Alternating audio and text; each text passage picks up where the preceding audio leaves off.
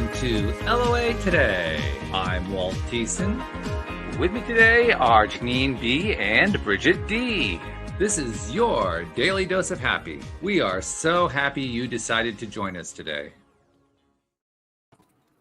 Now, today is going to be a little bit of a different day because we have a special guest on, except we don't have a special guest on. This is really strange. Hey, I'm special. Yes. Not being special. Of course you are, Louis. Hi, Jeffrey. But Master Lama Rasaji isn't here yet, and we're not sure where he is, and we can't seem to reach out to him in a way that will instantly connect him. So we're just going to get going as if he were here. And Louis D'Souza from the Monday Show has decided he wanted to drop in. He wanted to meet the Lama as well. So we'll just pretend that Louis is the Master Lama today. No, I'm just kidding. Actually, he could probably do that. I mean, you'd probably be very good at doing that. Do you want to be the Lama today? Yeah, absolutely. Oh, well, okay. Well, then what we'll do is we'll change the screen over here. We'll make you the star presenter over here. So I'll just slide you over there. Oh, now you're the star presenter. Go. So yeah, I don't know what's going to happen. I don't know where Master Lama Rasaji is, but let's talk about what brought Louis over here in the first place, because it's not very often we get one of the co-hosts saying, "Hey, I want to join you on the other show." I'm curious, Louis, what grabbed your attention? What made you say, "Yeah, I want to be a part of this one"? Well, I don't know if I've ever told you, but I did Tai Chi for about 3 years, and I did Kung Fu for 7 years. So I've worked a lot with Chi. I've had 4 years of yoga, so and I could always do advanced yoga techniques even when I was a young boy at home. So I've always been playing with energy in one form or another, and I've got some funny stories to tell. So when I was really getting into energy when I was a young student and all the rest of it, so like 20, 21, 22, I went on an energy course, and they were saying to me, "Oh, you're going to know everything about energy by the end of the weekend." And I said, "Okay, that sounds exciting, because I don't understand anything about energy. I don't even know it exists." So I finished the course of spiritual healing. The guy who ran it, Yonder Priest, he's very good, very well known. He's a hunchback, and he's so full of life. You know, the guy's brilliant. But by the end of it, I felt very disappointed because I knew nothing about energy.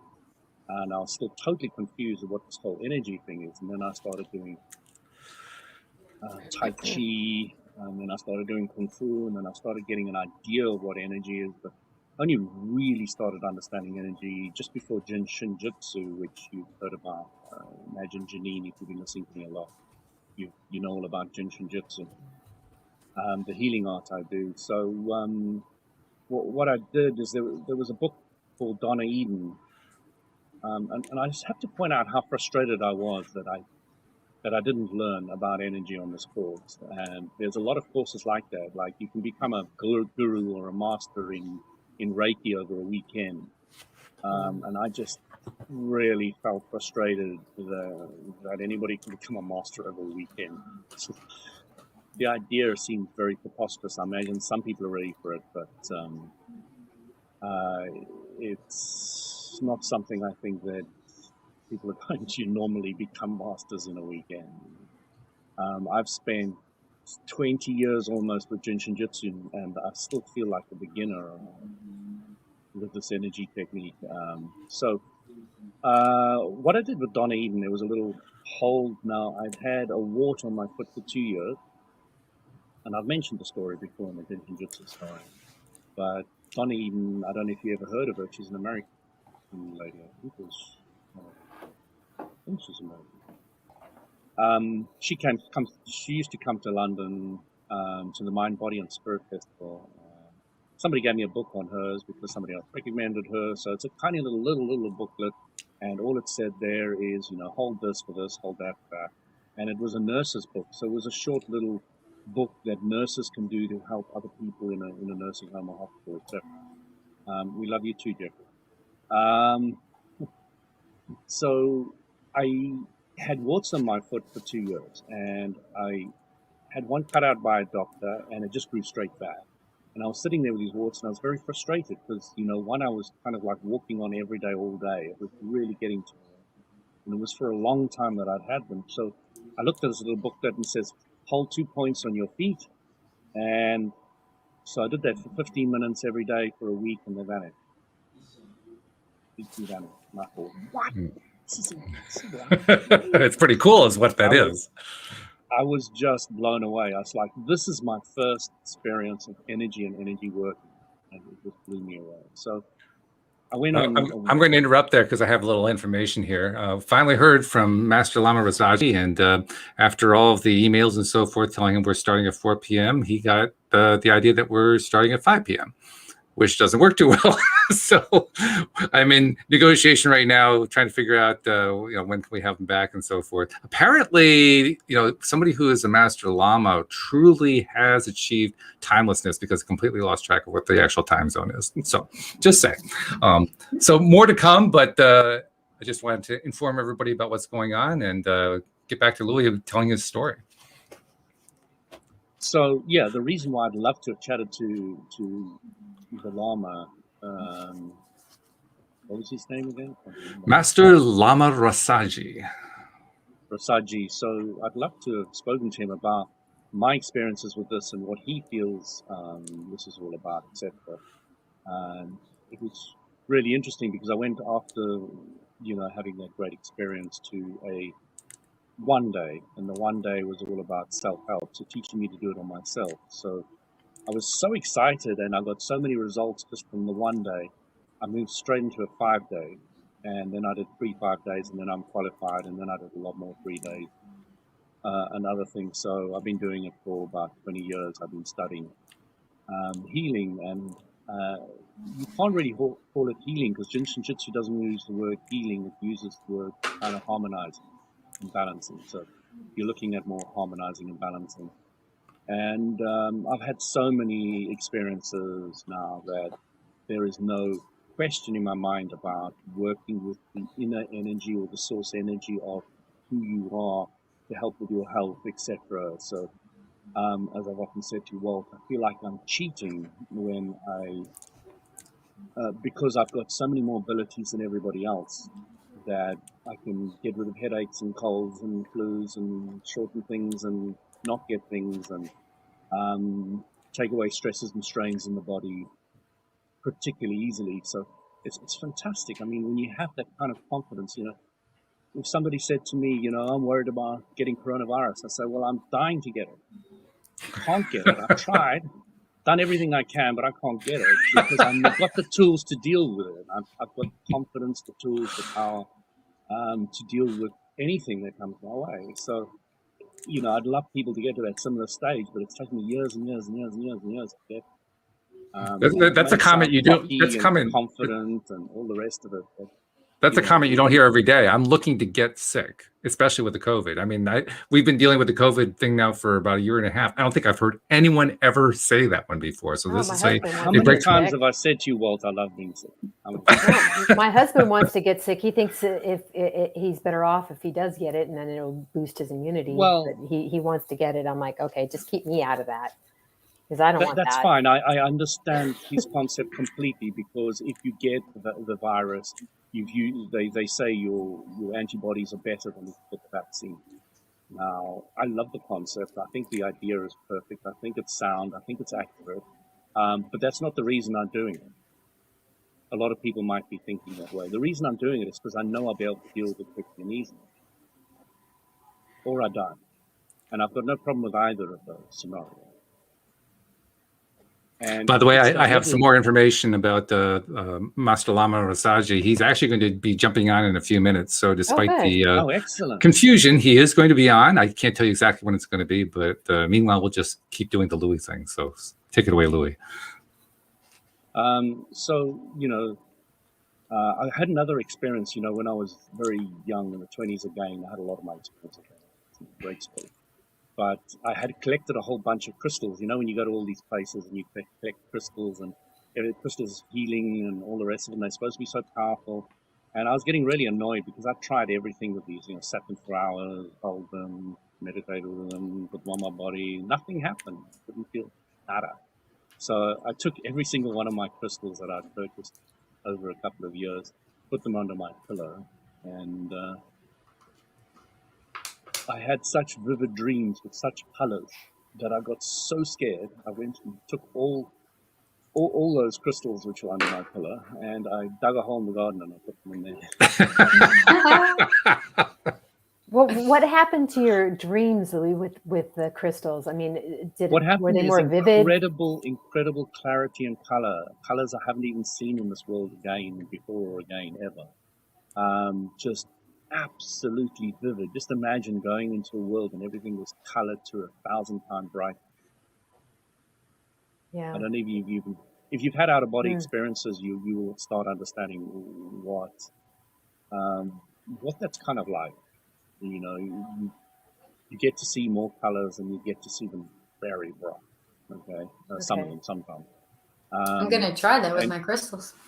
Yeah, but it sounds like it'd be uncomfortable. You know, like all those rocks underneath your head. I'm such a princess in the pea when I sleep. It's like, you know, I can feel like I'd be all night just like, I love it. I'll be seeing colors because my head will be hurting.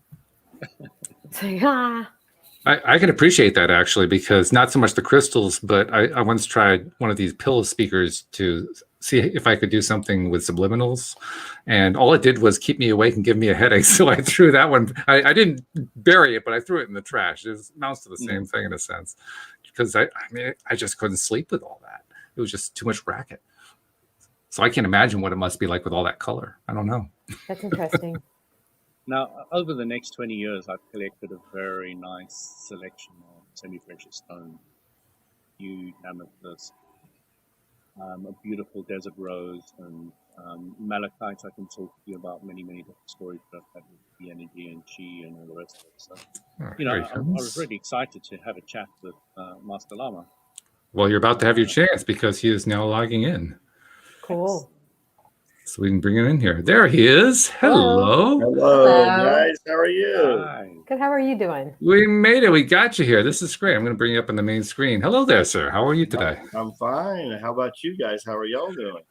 Good. Good. We're flying high right now. We're having a great time. We were trying to, since you weren't here, we were trying to do our own master type of routine here, but we're glad that you're here because it's good to have an actual, you know, verified, certified master. So that really helps a lot. Well, I'm sure my wife and mom would call me a certified something. I'm not sure.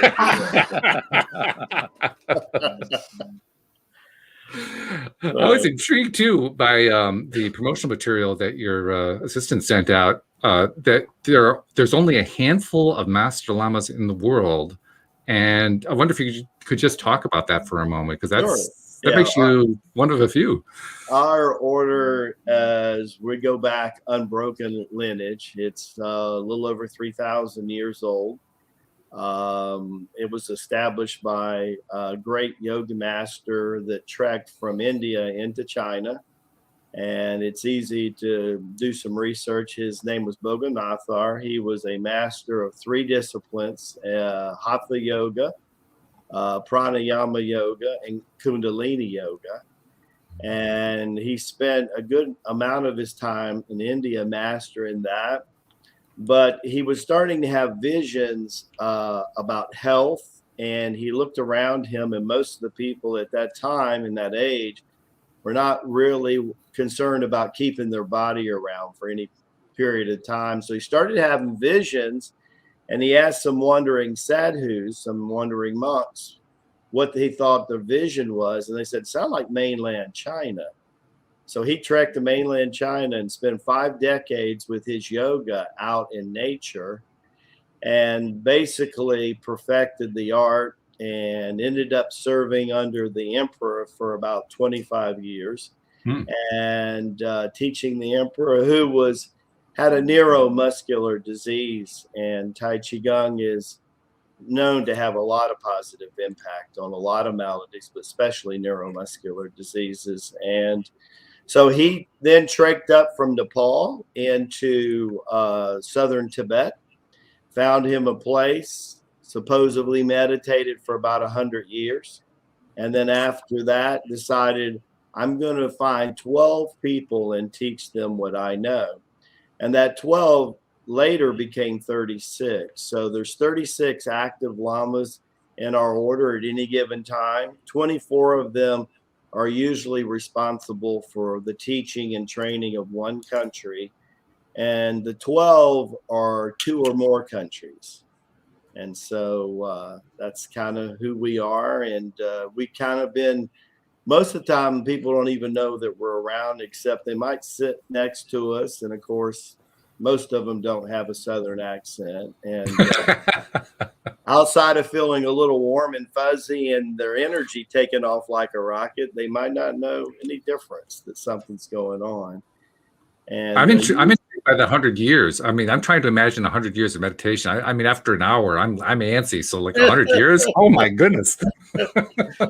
Well, you know, by the time he got there, he had been conditioning himself. And when you add all the time in India plus China, and then the time of teaching, he was a very old soul. They say most of the lamas figured that he was somewhere between 250 and 325 when one day he decided to go down the mountain and he just disappeared and never came back. Nobody ever actually saw him die or anything. He just disappeared one day, and that was it. Very cool. Wow. Yeah. And I have to ask you, how did you end up in this circle? That's a really interesting story. I was born very sickly out of rural Nashville, Tennessee, a northern city called Madison, Tennessee, which is right between Nashville and the Kentucky-Tennessee border, south of the Blue Ridge. And I spent the first 10 years of my life in Tennessee, and I battled respiratory and kidney illness. And my father transferred the family in 1966 to northern Florida, which is where I reside now. And I ended up with major kidney surgery. In that kidney surgery, my body function stopped twice, and I had an out-of-body experience that changed everything. And that surgery lasted about 4.5 hours. I'm not sure how long I was out. I was only 12 years old at the time, but I was to meet my Lama master in spirit that later, 6 to 7 years in New York City, I would meet him in physical form, and that would basically start that whole chain reaction. From age 12 on. Wow. So yes, it was amazing. For many years, I was having a lot of out-of-the-body experiences. I didn't know that it was any different. I thought all the kids were having it right at the time. I would make a mistake every now and then and maybe be dating a girl, and I would open my mouth and find out really fast that not everybody was having these experiences. And I went from one extreme to the other, sometimes from being called the devil to be calling Jesus. So it was like, wasn't much in between. But when I got to New York in 1975, which was right after graduation, I had already begun to train not only in the martial arts, but I had trained in dance also. And an off-Broadway show actually brought me to New York. And one day, there used to be this vigilante group in New York called the Guardian Angels. And they were kind of this vigilante group that would support New York's finest. They walked around with walkie-talkies, T-shirts, and they had a little black bandana, kind of like a French cascade, right? And if they saw something going on and there wasn't police present, they would get on the walkie-talkie and call directly to New York's finest. My sparring partner, I was training in Kung Fu in Chinatown during the weekends when I wasn't in a show. And we were doing a Chinese form of Tai Chi at the time. And one day my sparring partner said, "Hey, you know what? There's this Tai Chi Gung Lama in Washington Square in Soho." And of course, I knew what Tai Chi was, but I didn't have a clue what Tai Chi Gung was. And I said, let's go check it out. So he said, he's going to be there Saturday morning. So we went Saturday morning, and I found out only the real serious students would get up 9:30, 10 o'clock Saturday morning and go to Washington Square. So I walked up to him, and as I walked up to him, it really puzzled me. It kind of bothered me, the sight, because he was sitting down with his back to me, and there were 5 or 6 students to the right, 5 or 6 to the left. And they were their jaw was open. I mean, they were hanging on every word, almost as if they were hypnotized. And my rational mind kicked in, my masculine macho mind said, maybe because I'm seeing these pigeons around him and squirrels around him, probably has some seed in his hands and they're feeding him. So when I walked around to the front of him, boy, that picture bothered me even more, because he had no physical source of food in his hands. And to me, the feeling that I got was, this was like an Asian St. Francis, I mean, I walked up to this guy. He comes up to me. He doesn't shake my hand. He grabs the inside of my forearm and he just pulls me toward him. And he looks at me right in the eye. He's about 5 foot tall, probably about 130 pounds, soaking wet. And he goes, "Rasaji, what took you so long?" Well, part of me went like, whoa, what are you calling me? And then deep down in my soul, it was like, hey, I've heard that name before. Where did that come from? So this was 1975. That was my physical meeting of him. About 6 months later, I had not connected the dots yet to surgery. And we were practicing our slow-moving Tai Chi dance. And we were in the process of making a 180-degree turn. And in our form, we do 380-degree turns. And I started to turn. And when I looked at him, it wasn't New York 1975. He was in some beautiful Asian garment like you would see in royalty situation.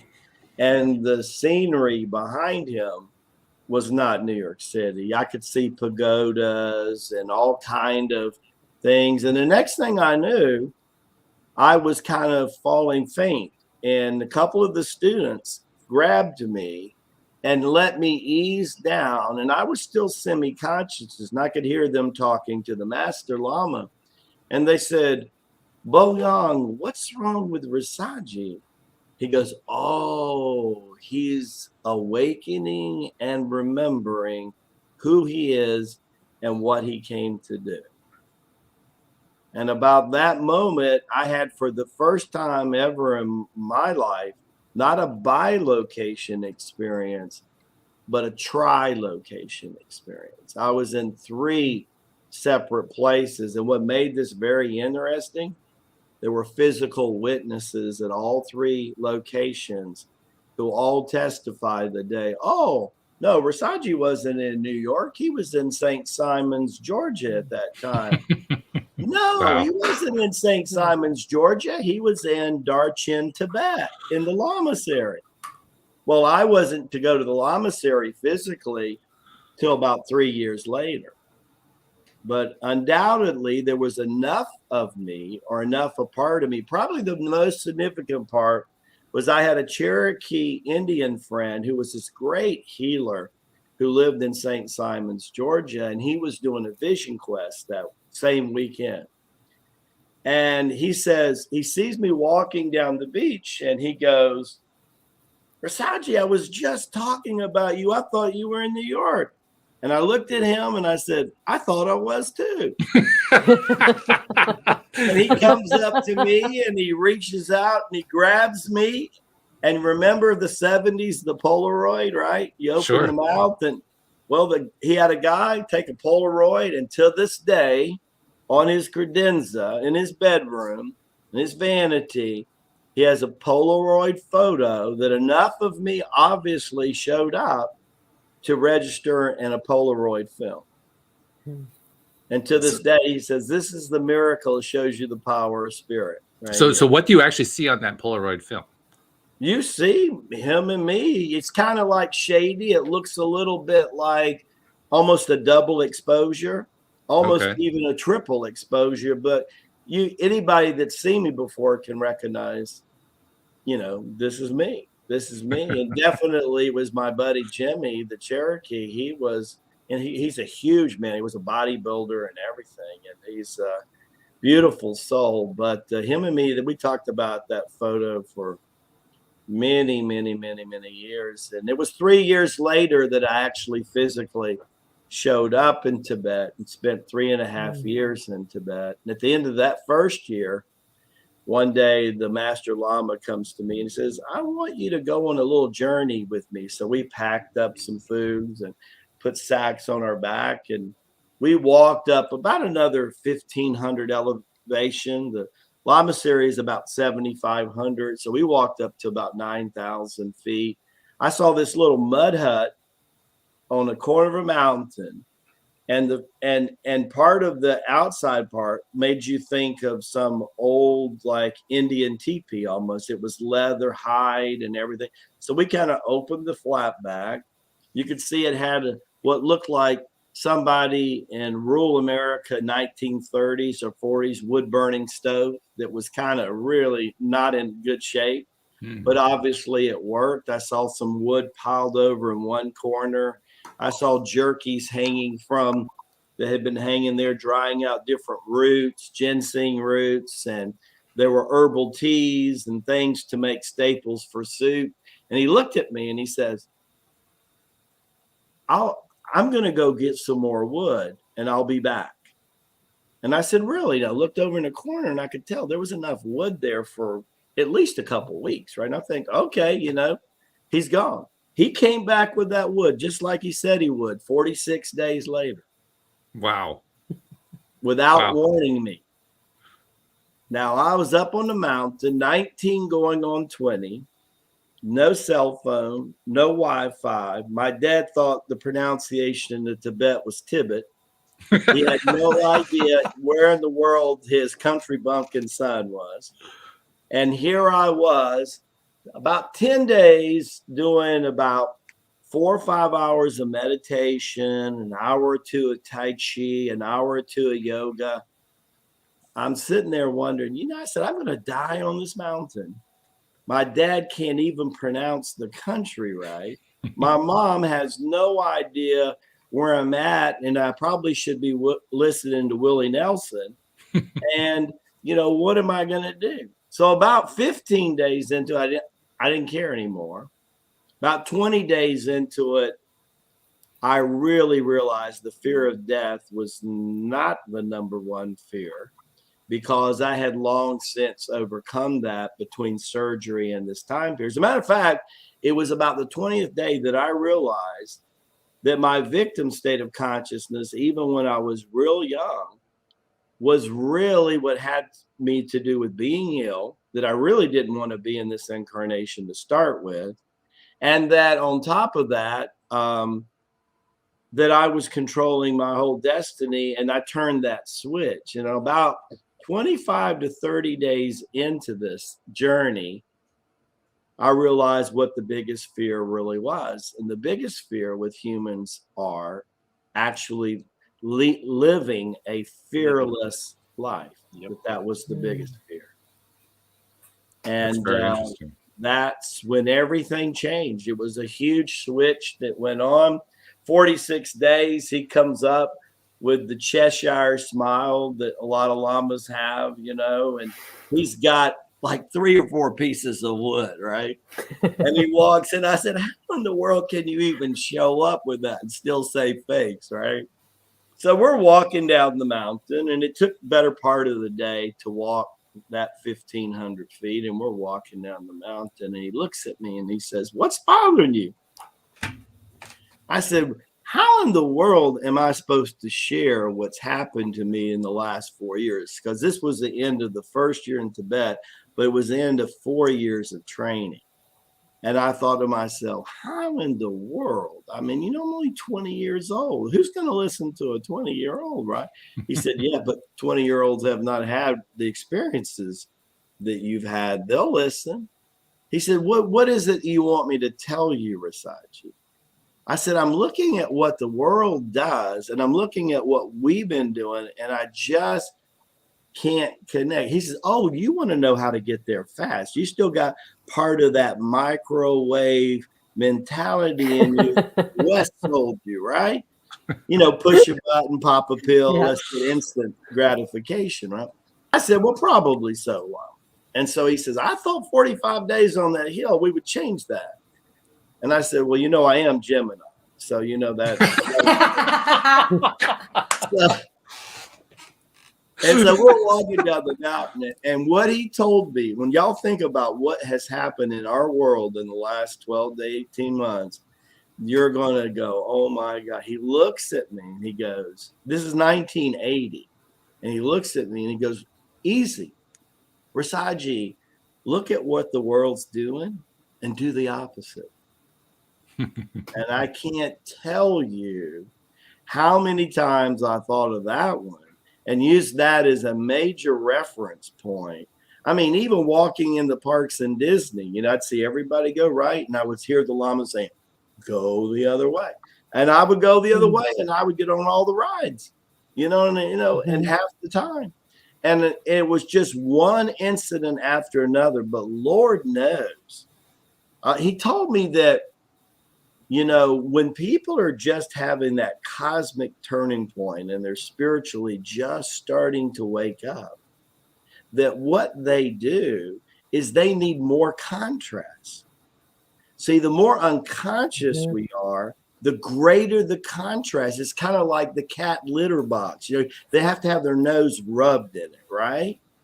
And what more rubbing your nose in it than what outer authorities have done to us in the last 18 to 24 months, right? That's basically what's going on. I laugh about the Great Awakening because Lamasery's been calling for the Great Awakening for 3,000 years. And apparently they're patient.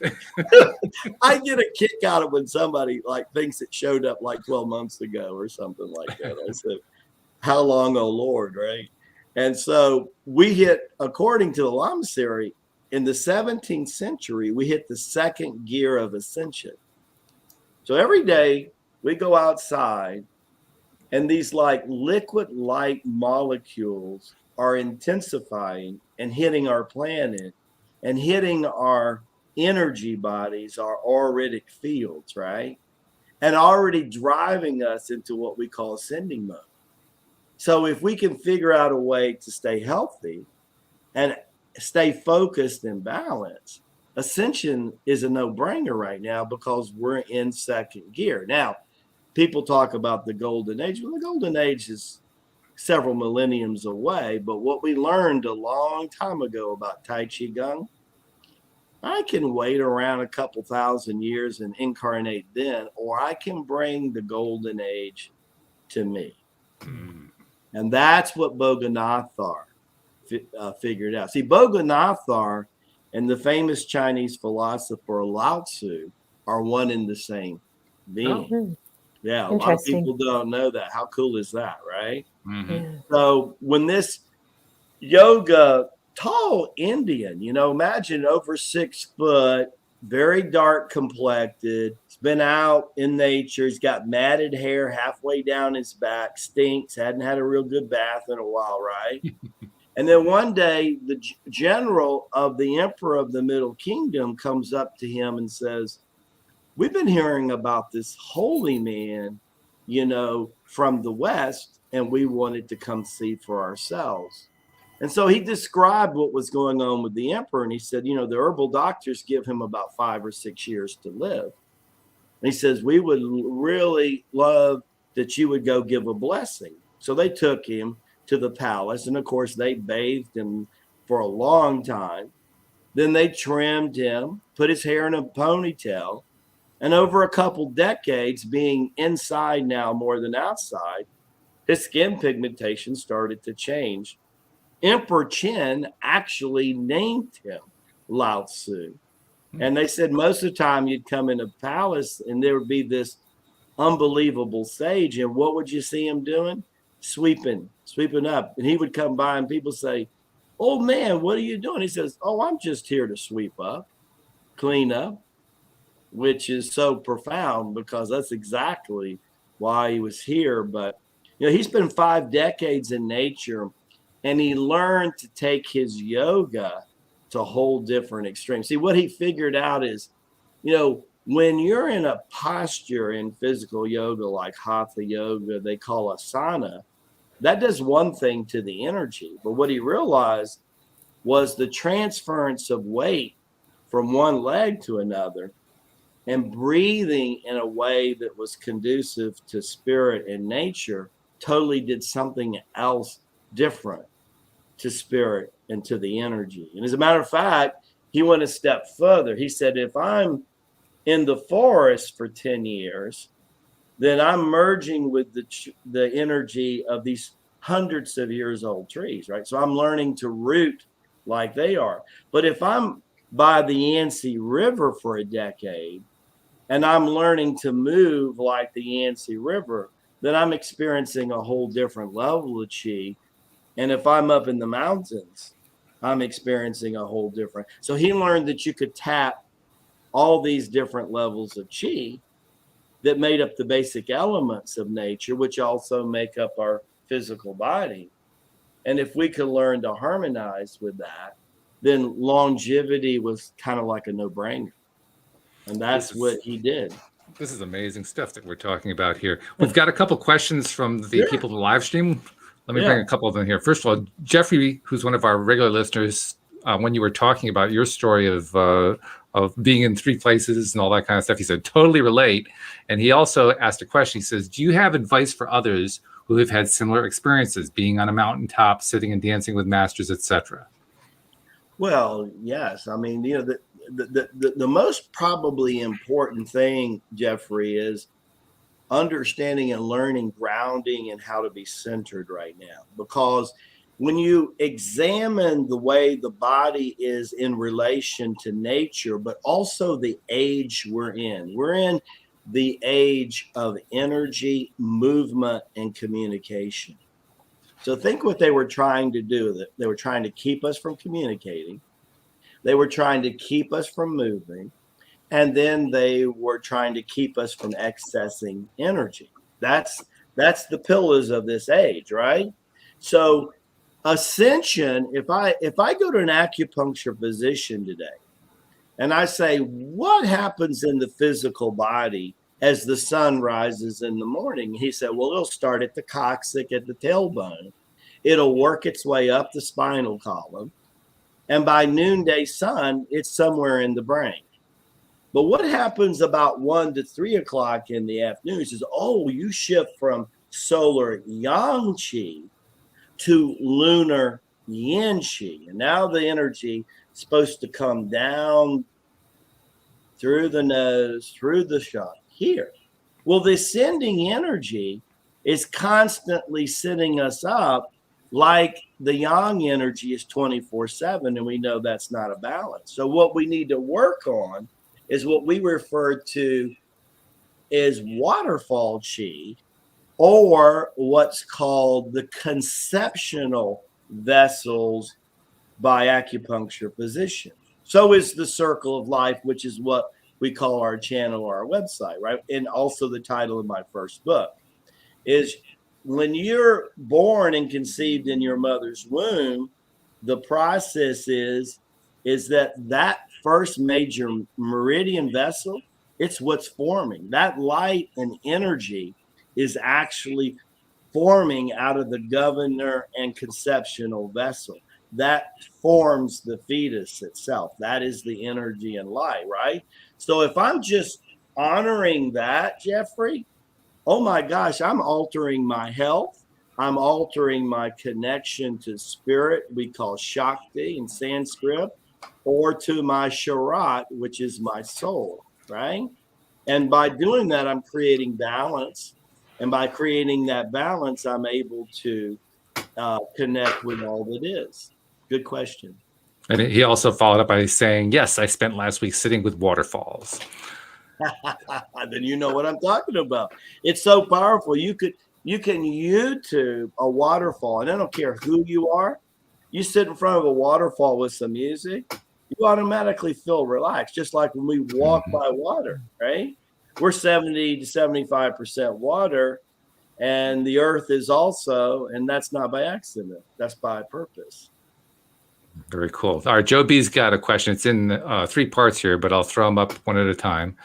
He says, I know this question is a bit early, but as a kid, I can't explain why, but I would lay in bed at night and worry about death. So much so, I would go to my mom and talk to her about these thoughts. He says, I seem to not be able to shake the fear again. Any advice? And he follows up by saying, or how do you defeat that fear of death?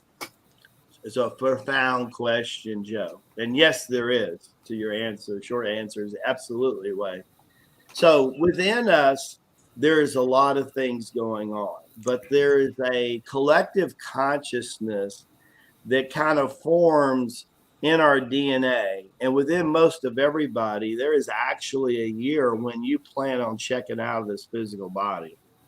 People are shocked when they find out that year. I always tell people, spend 40, 45 days as you go in and out of sleep, because that's when we're going conscious and unconscious, and just ask your inner being, what is the number that I chose that I came here, that's going to be the number I leave?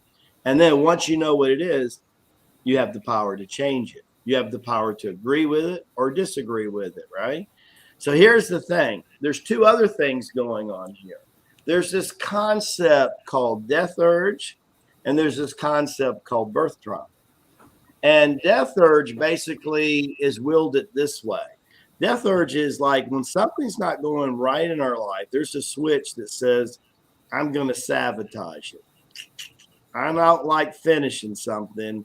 And you know what? This relationship's going bad. This investment's going bad. This business deal's going bad. So I'm going to take care of that. Or people sit around and go, life is too good right now. Something bad's about to happen. That is all driven by a collective consciousness that is formed about people who believe, number one, you have nothing to say about death and when it's going to happen and how it's going to happen, which is totally ludicrous. You have absolutely say about all 3 of those. Birth trauma comes from what happens going from a water baby to an air baby. And with some people, that's more traumatic than others. Some are breached. Some have the cord wrapped around them. Think about it. You know, years ago, our parents, you know, they were automatically midwives, right? Because people were having babies at home, and the neighbors and the grandparents down the road would deliver most of the babies, right? Do you know that in itself had a lot to do with longevity? But look at the other generation from the 50s, 60s to now, right? So you're in this warm incubation period. It's a nice, warm and cozy. I'm around this flotation tank and I'm doing my little yoga cross-legged as I'm around the cord. Mommy's loving me. Daddy's loving me. They're playing nice music, maybe a little Mozart on the side. And all of a sudden, you're going to make me go through this little bitty canal. And imagine what that's going to do to my muscles and my skeleton system, first of all.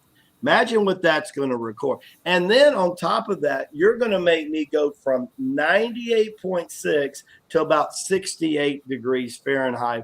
Imagine what that's going to do as I start to take my first breath. And on top of that, let's throw in a little bit. I got some fluid in my lungs. Now that's birth trauma. And birth trauma, how it shows up in later years, is what the psychologists call the inability to engage, the inability to move forward. You know, you don't think that a lot of 30-year-olds that are living home in their mommy and daddy's basements today, you don't think they don't have some birth trauma issues going on right now? You don't think the person who signed up for a business today and he's paying a business mentor to help him, and he can't do anything that he's agreeing with the mentor that he needs to do, you think birth trauma just might have a little bit to do with him getting out of that gate? Or imagine a mother that not only had one epidural during delivery, but maybe she had to have 2. And not only that, not only is the child then psychosomatically really hit with some serious birth traumas, but there's a good chance that that child's being born borderline addict to start with also, which is a whole different issue, right? Mm. Now, to answer your question, there's only one way to get rid of both of these. You're going to love this profound answer. You outlive it. But I'll give you tools. You can come to our site for free and learn these tools. Birth trauma, we know, started in water elements. So water and breathing being the issue is how long-term you get out of it. You learn not only to breathe oxygen, but to breathe energy and strengthen your energy body. You're going to have such profound experience that birth trauma is going to release its hold on you. Death urge, it's basically tempered by getting you a pair of prayer beads, replacing other people's thinking with the thinking you want to do, and spending time with the element of fire. Because the element of fire in the Far East is referred to as the mouth of God. And it will reciprocate and burn negativity out of your aura, and it'll burn it out of your body. I have seen people spend enough time with fire and prayer that completely negative thinking goes away. If you want to know what is the root of most of negative thinking, it's that death is inevitable and you have nothing to say about it. And yet I can give you, we have produced more people living over 100 years old in our Lamasery than any 50-mile radius on the planet. When in the 15th century, longevity for a male was about 36 years old, and for a woman, it was 42. We were producing llamas in the Lamasery living over 100. Now, this might shock you. We've produced more humans on the planet that have lived 2 centuries. And a couple of them are actually recorded in my first book that if you join our email list, you can read for free. Joe B followed up. I want to throw his stuff on screen here. He says, I had moved on from the worry of death until a diagnosis. I'm healthy and fine, but everyone says it's gone. Be happy, you're still alive. But it brought back that fear. And then he followed up. He was really relating to what you were talking about. So he said, exactly. And that diagnosis made me feel so not in control anymore and realize my mortality, so to speak. And now I worry I could be hit with something like that again. Well, watch this.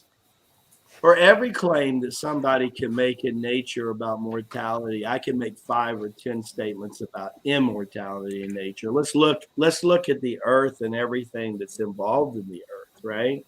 So when I was in the East, I mean, I thought California sequoias were old, right?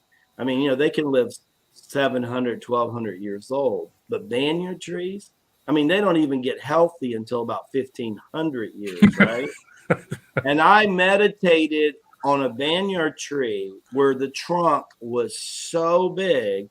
It was the size of the tree that they said that the Buddha received enlightenment.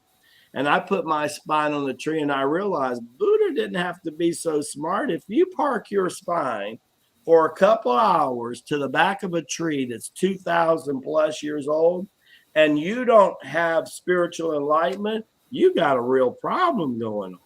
Because if you understand the magic of the androgynous of a tree to live 2,000, 3,000 years old. I got behind one tree almost 3,000 years old, and I stretched my body, and the trunk was so fat and so large, you could put a VW Volkswagen behind it and it would disappear.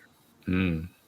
Now, let me tell you, what do you think the vital chi level of a tree like that is? Well, if you want to test it, any tree you can find that's at least 1 millennium old will do the trick.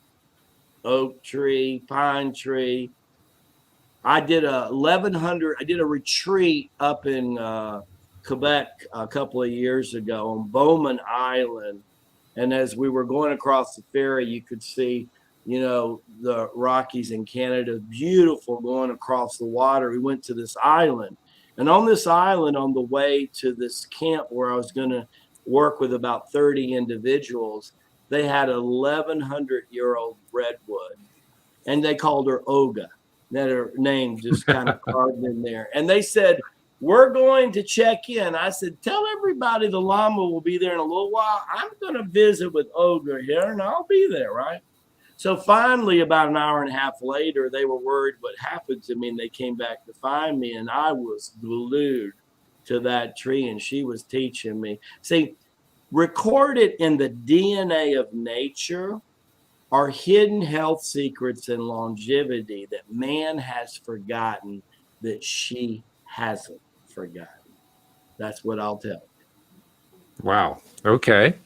Now, Louis D'Souza is normally a Monday co-host. Both Janine and Bridge are my regular Tuesday co-hosts. But Louis wanted to jump on especially today because he was really intrigued by what you had to talk about. And Louis, I'm going to just kind of flag you right now. Was there something particular you wanted to bring up with the Master Lama? There's so many things. It's we need a whole new session for that. Well, we don't have a whole new session. Come back a second time. I thought I was done for sure when I opened my mouth. But just to give you a little history, I've done Tai Chi, yoga, Qigong, Kung Fu for 7 years. Wonderful. Energy, I've studied many different things, including law of attraction. So, there's so many things I'd like to ask you. One of the things is just, how would you define Qi, specifically in working with it and using it? Working with it. And what was that last part? Using it. Oh, using it. Well, I mean, there are many frequencies of Qi, just like there's many energy frequencies. I mean, you have to understand there's 12 dimensions, there's 12 chakras, 7 occupying the body. Nothing really seriously changes until we activate the 8th chakra, which once we activate the 8th chakra, your buddy Jeffrey, with his question, he'll get pretty excited, because once you activate the 8th chakra, the quality of Qi that you have in it. Now, most acupuncture physicians would say that there's 3 basic Qis in the body. They call them the Dun Qins. There's one at the root of the navel, there's one in the heart center, and of course in the third eye. But those are really primarily dormant until we go through a complete Kundalini experience. One of the most basic things that Tai Chi Gung was given to humanity was to help people go through what Master Rabbi Jesus, that's how we refer to Jesus in the Lamasery. Master Rabbi Jesus said you needed to be born of water and also born of fire. So what people don't understand, because of the age we're in, we're supposed to, when we hit puberty, and the endocrine gland system, which is the counterpart of the chakras, when they kick in, we're supposed to automatically go into second birth. With me, it happened about 3 years later, about 15. Most people today, they're much older. Some people could almost be on their deathbed, but it's when somebody is truly seeking and they spend enough time with this, breathing energy and moving energy, activating these 3 dormant Qis. Now, what happens is, on a healthy energy body, it's normally about 7 foot from the sternum in all directions. And it's clear and it's beautiful with most people.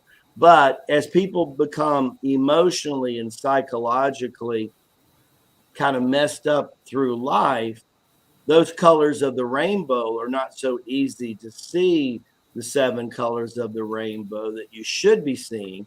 We're seeing browns and blacks in a kind of a Smoky Mountain kind of a mist. But as that gets cleansed through the things you can do, and that body goes to the next degree, the energy body will expand to 12 feet in all direction from the sternum.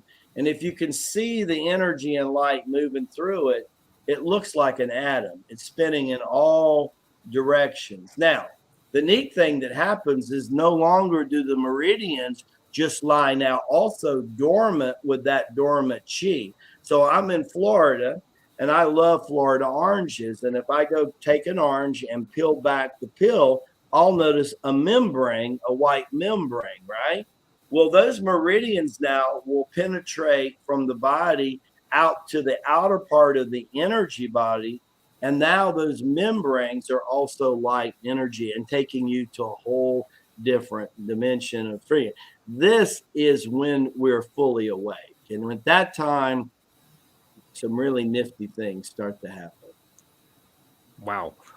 You also mentioned something in there that I've wondered about for quite a long time, pretty much since I've been doing the podcast, which is about 9 years now, because it keeps coming up periodically. And I ask guests, well, what is it? And they can't really tell me. You can tell me, what exactly is a Kundalini experience?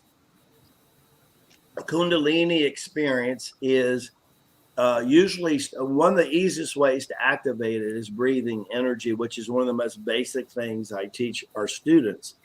And that is you have two nostrils referred to as the Inga and the Pagata. And you have a center source that runs through the body called the Sasuma. When the Inga and Pagala are activated, they do what scripture refers to as Jacob's ladder, right? So the Tai Chi energy goes out of the body, the chakras, in a clockwise manner. The Wu Chi energy goes counterclockwise. If you see me doing this, you'll see the infinity sign. You'll see the 8 like so. So as they unwind through the chakras, they're doing this. And then what happens is the Susuma then merges with them. And we have what I refer to as the column of God. What happens is the light of God intensifies because now that soul has become fully awakened. And you go through that transformation. And I just described a minute ago in the energy body what that process is.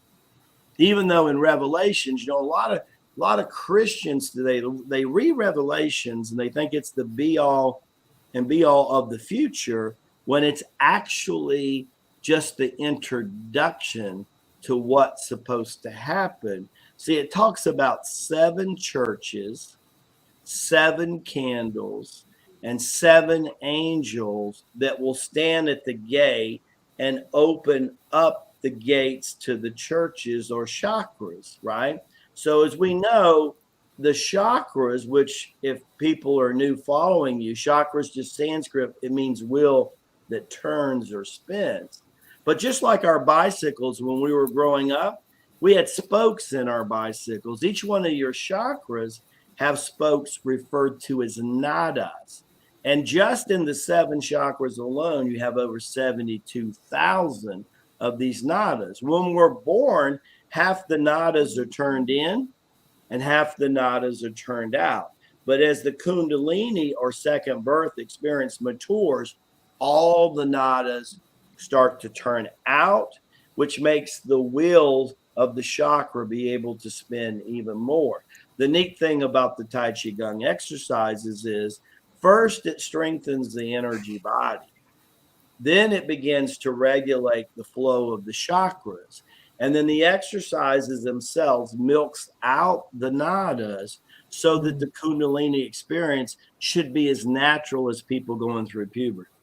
That's what we're trying to do with the system. And it's a beautiful thing. And it's supposed to be that natural. And as we get more into the golden age, or more people become enlightened like you guys, it happens because the ripple effect is happening and it's easier for people. So we're starting to see, instead of people having puberty in their teens and then Kundalini activating in their 50s, that gap, what we've been noticing, the Lamasery last 3, it's getting closer and closer together. That alone will tell us that we're bringing golden age faster into our physical sphere, if you will.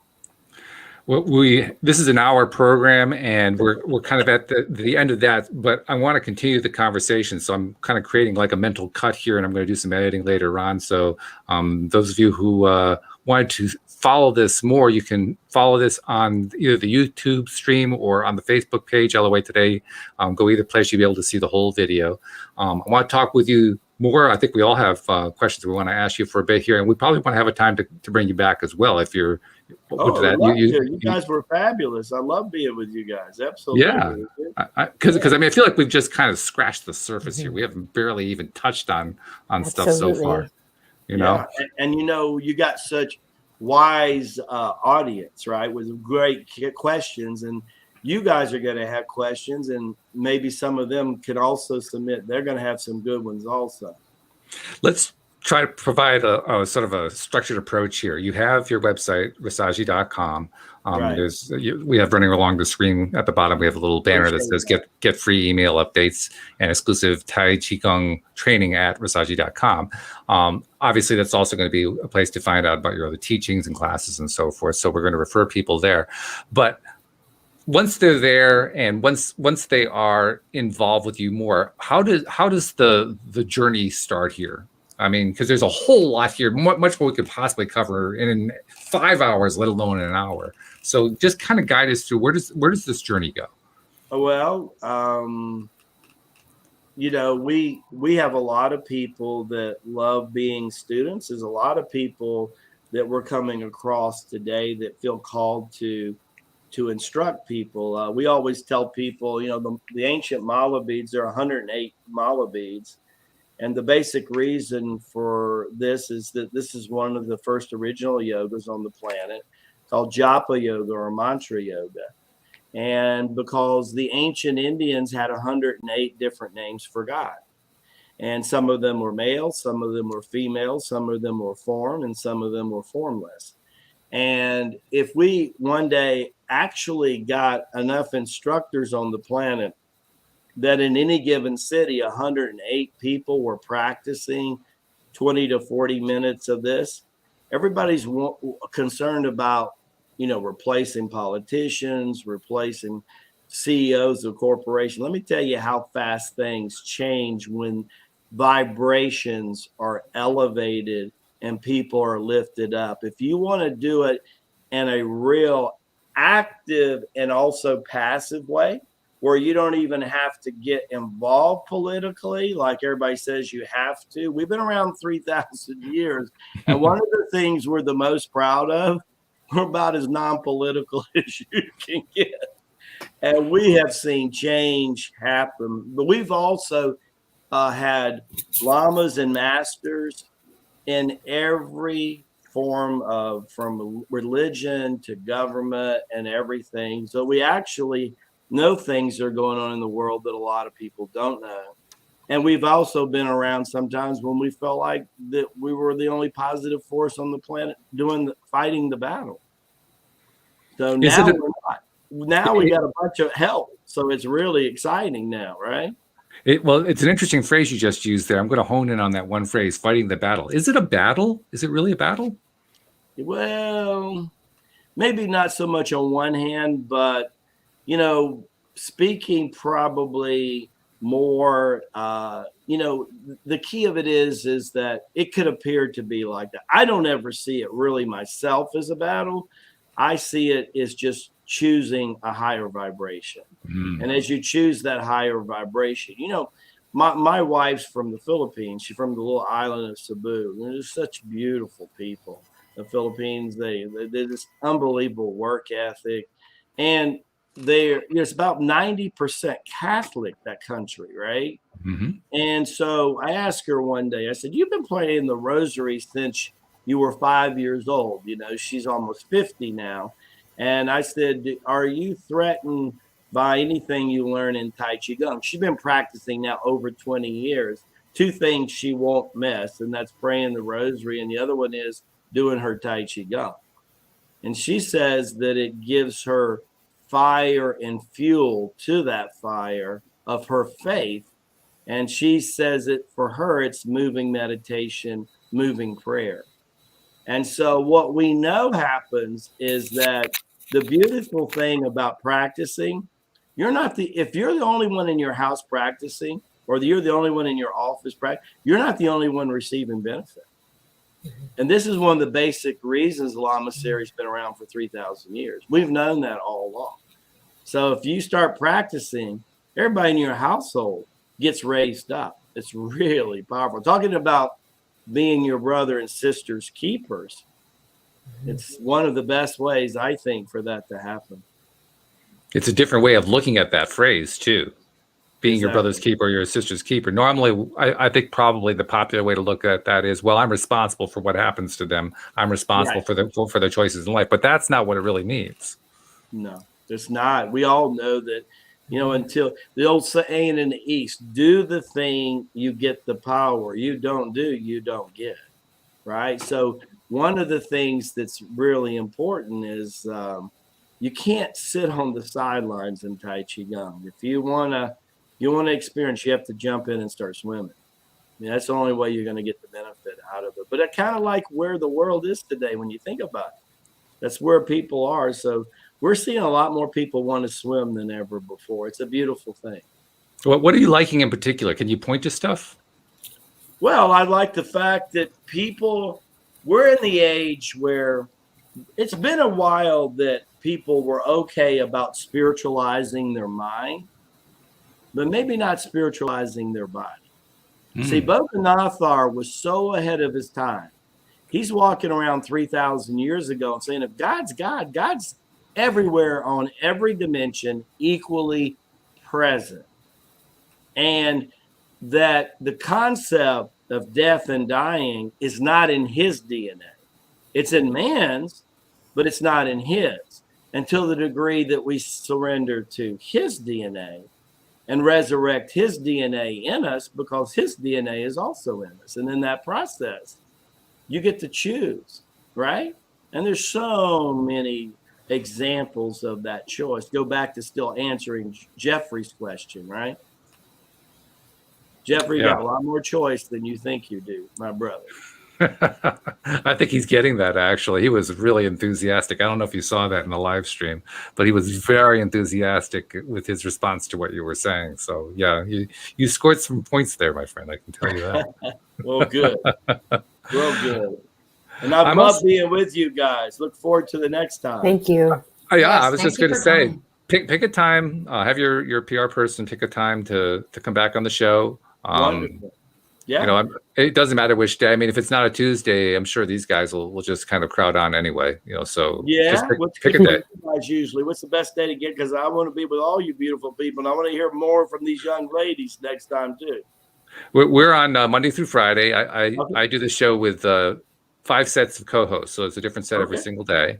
Oh, and cool. So basically 10 people who I learn from every week, and then add in the guests like you. And it just, I like to say this often. One of my Wednesday co-hosts, Cindy Chavez, kind of tossed this idea to me, and I've been latching on to it ever since. I am the best coached man in America. I mean, I started this podcast 9 years ago, knowing just a little bit about law of attraction and The Secret and so forth, and wanting to learn more. I figured, well, if I start a podcast and I just start talking to all these smart people, I'm going to learn all this cool stuff. And that became the motive for learning this and for doing the show. Well, that has totally manifested in a big way. I've had so many people on to teach me so much cool stuff over the years, and it gets better and better every day, every year. So, yeah. I mean, if you want to be enlightened, just do it this way. Do a podcast. It's the best way I know to become enlightened. Well, and that's, and also you just in your own way talked about what you just asked me a few minutes ago. You talked about what the evolution of consciousness is accelerating. We all can see that. Mm-hmm. Yeah. And if you had asked me that 20 years ago, I would have said, what the heck are you talking about? My sister actually did try to tell me this stuff, 20 years ago. And I thought she was absolutely crazy. Well, it's been an honor to be with all you people. I sure appreciate you, and I appreciate what you're doing. We appreciate having you as well. So yeah, we're going to welcome you back and pick a time, and we'll just do this again. We'll just keep doing it until we get it right. That's it. I mean, I've only been training for 50 years. I'm ready to go another 50 years and try to do better. I do have to ask you one thing before we pause. This goes back to the very beginning of the whole conversation that we had with you when you first came on. You talked about how you were in 3 places at once. What did that feel like? Good question, Walt. It felt like I was connected to everything, because it wasn't any time and space that was connected. It was like, it's like just there. It was all here. In one sense, it was like all right here, just right here. And then the next thing that I remember is the next couple days. I mean, I was messed up silly for about a good 5 to 7 days, right? So I thought, I don't know if I'm going to come around this guy, because I think he's trying to create trouble in me, So that lasted about 5 days, when I realized he's probably the only person that can answer the things that I'm feeling. Yeah. I felt that again a couple of years later, when I'm up on the mountaintop and realized he did it to me again. He did. Going down to get wood. And I mean, come on, country boy, when are you going to wake up and smell the coffee? Well, you apparently did learn. I always tell people, what kind of llama are you, Rasaji? I said, just think of Forrest Gump going llama. I love that metaphor. That is fabulous. Absolutely love fabulous. you guys. Look forward to meeting Thank you so much. Thank you. Thank you. Thank you. Take care. Thank you, Master Lama. Thank you to all my co-hosts, and thank you to the podcast listeners everywhere. We'll see you all next time here on LOA Today. Goodbye, everybody. Bye.